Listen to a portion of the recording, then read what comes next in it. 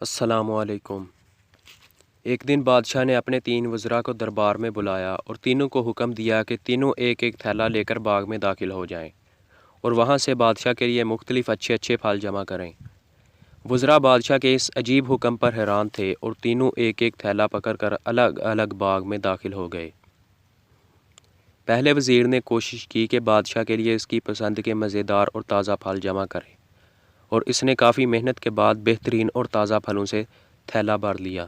دوسرے وزیر نے خیال کیا کہ بادشاہ ایک ایک پھل کا خود تو جائزہ نہیں لے گا کہ کیسا ہے، اور نہ ہی پھلوں میں فرق دیکھے گا، اسی لیے اس نے بغیر فرق دیکھے جلدی ہر قسم کے تازہ اور کچے اور گلے سڑے پھلوں سے اپنا تھیلا بھر لیا۔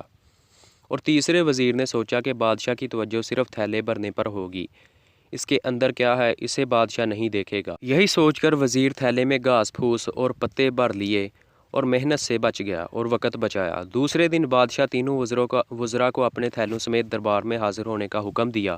جب تینوں دربار میں حاضر ہوئے تو بادشاہ نے تھیلے کھول کر بھی نہ دیکھے اور حکم دیا کہ تینوں کو ان کے تھیلوں سمیت 1 ماہ کے لیے دور دراز جیل میں قید کر دو۔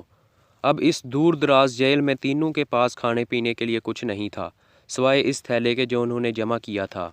اب پہلا وزیر جس نے اچھے پھل جمع کیے تھے وہ مزے سے اپنے انہی پھلوں پر گزارا کرتا رہا یہاں تک کہ 1 ماہ بآسانی گزر گیا، اور دوسرا وزیر جس نے بغیر دیکھے تازہ خراب تمام پھل جمع کیے تھے اس کے لیے بڑی مشکل پیش آئی۔